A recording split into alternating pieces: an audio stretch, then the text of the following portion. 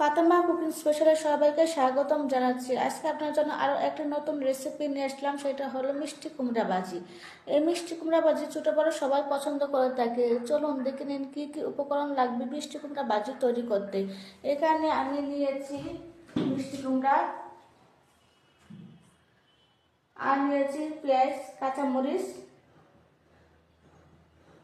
চলুন দেখে নিন কীভাবে মিষ্টি কুমড়া ভাজি তৈরি করতে হয়।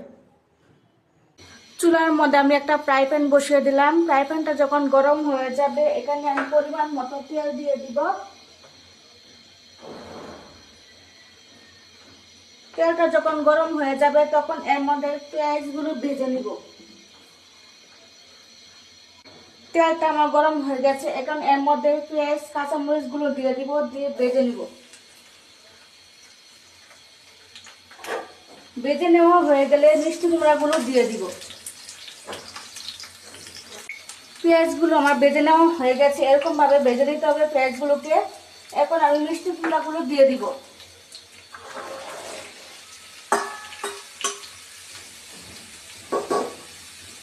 মিষ্টি কুমড়া দিয়ে একটু নেড়ে ছেড়ে দিব।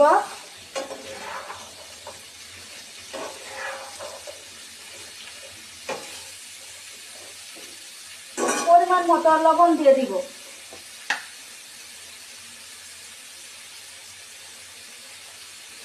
এখন আমি ঢাকনা দিয়ে ঢেকে দিব সিদ্ধ হওয়া পর্যন্ত।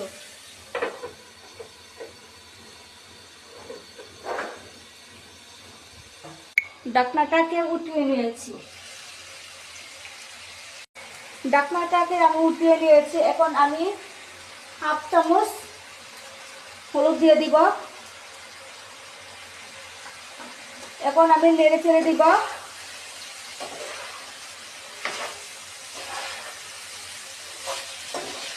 এখন আমি আবার ঢাকনা দিয়ে দিব।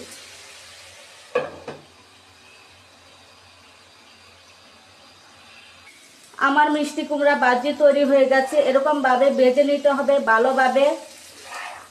দেখুন এইভাবে আমি ভেজে নিয়েছি, আমার মিষ্টি কুমড়াটা ভাজি হয়ে গেছে।